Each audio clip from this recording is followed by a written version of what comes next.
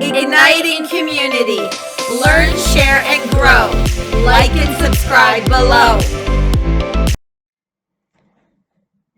Good evening, ladies in Igniting Community. My name is Reet German. Excuse the frog in my throat. Getting over a little sore throat, so my voice is a little raspy, but I kind of like it. I suppose it's better than a little squeaky, but I love it all. So I am here for my journey through motherhood.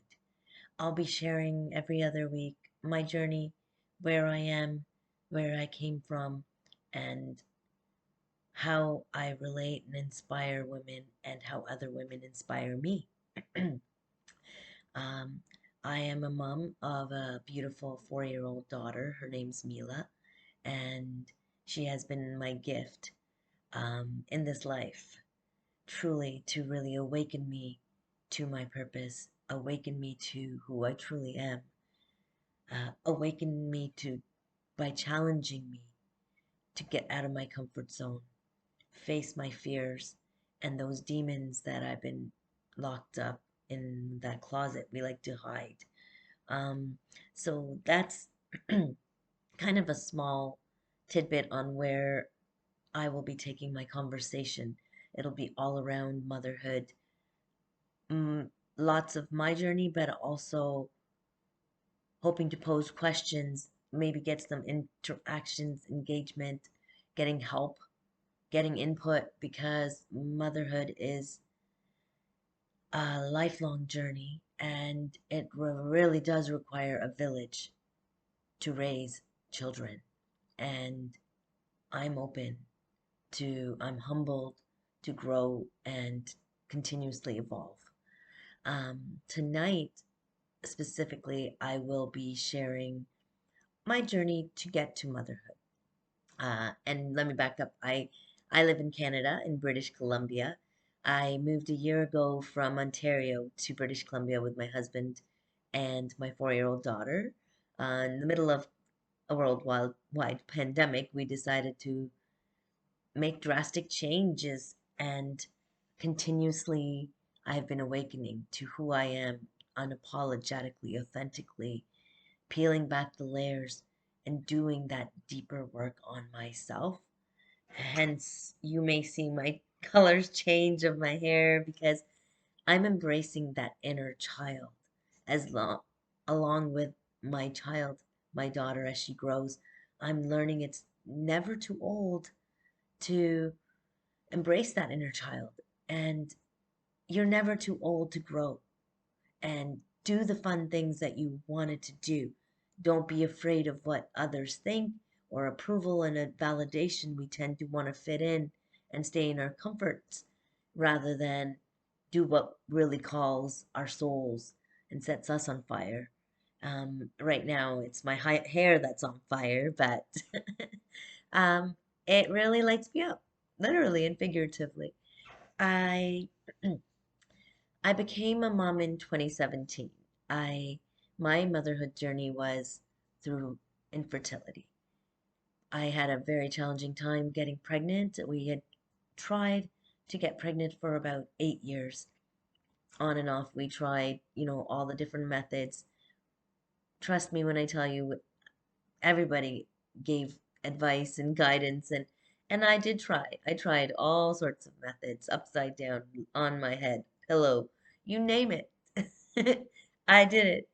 And it was at, I'd say, I think it was about 2014, 2015 when I had to make a choice. And after testing, there really wasn't anything that the doctors found that they could concretely say was an issue. So I wasn't understanding, but the time was ticking in my head, and I decided to go ahead and proceed with fertility treatments. After 2 failed rounds of IUIs, I took a year-long break, and during that year, I made drastic changes in my life in 2015, 2016. I left my corporate career, working for as a personal assistant to a CEO. Very stressful job in the steel industry, in construction, and you name it, a personal assistant does it, and slash project manager. Really had two, I was wearing two different hats in one job. And the stress definitely wasn't helping my body. It wasn't helping my mind and my body connect. And I was so disjointed, disoriented, um, and really not aligned with myself. And my body was just constantly in stress, in fight or flight or freeze, fight or flight or freeze constantly. And I chose one day to, after I discussed it with my husband, to leave that career. And I left the corporate world and I went and served at a restaurant for 3 years in Burlington. It was one of the best decisions I had ever made in my career because it truly set me free. It set me free from that 9 to 5, those expectations that I had on myself, the expectations that I felt that the world placed on me, even though that was my perception. That's how I truly felt. That there was these standards I had to live up to. Even if those standards weren't mine, I had to climb that ladder. I know many women can relate to that, that we live in shoes of our parents of what they expected us to do, or society, or a job that provides a reasonable living, that provides benefits, and we just feel trapped. And I felt irresponsible if I left for a very long time because it provided me a healthy living and paid my bills and allowed me to live a life that I was grateful for. However, it didn't fuel my soul. It wasn't allowing me to serve to my potential and the way I loved to serve. And when I left and served at a restaurant, my first time ever serving, I jumped in and I didn't look back, and I loved serving at the restaurant because I'm I love engaging with people, their stories, the journeys, and there's an energy that just lit me on fire.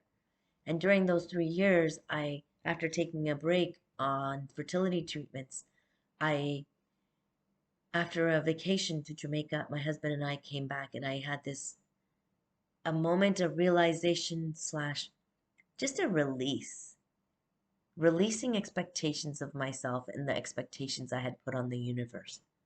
That this is how it had to go. My life had to go based on a checklist. My life had to be determined in my control. And we know that we don't have control over the universe. So once I allowed that to kind of relieve and release, I came back from that vacation with a new onset and a new take on life. I felt lighter, and I didn't have expectations that I was going to be a mom or not going to be a mom. I was open and I allowed the universe to work through me. And what I did was I said to my husband, I said, why don't we go meet this doctor in Toronto at the fertility clinic? We changed the fertility clinic. And I said, I'm willing to go through one more round of full in vitro, full testing. And I jumped in. And the difference this time was I was open. I wasn't trying to control anything. I didn't have this that I was guaranteed going to have. I just believed, trusted the universe that the right outcome would come for me, and that child that was meant for me would come, whether through for in vitro adoption. I wasn't sure, but I trusted. And after one round, I was able to get pregnant with my beautiful daughter, Mila. And I had a scare at 10 weeks of almost losing her, and I just took some bed rest, and the universe kept me safe and my baby safe. So the day she was born, I had to have an emergency C-section. And through that bit of rude experiences and trauma was the unfolding and unraveling beautifully of the gift that she was given to me.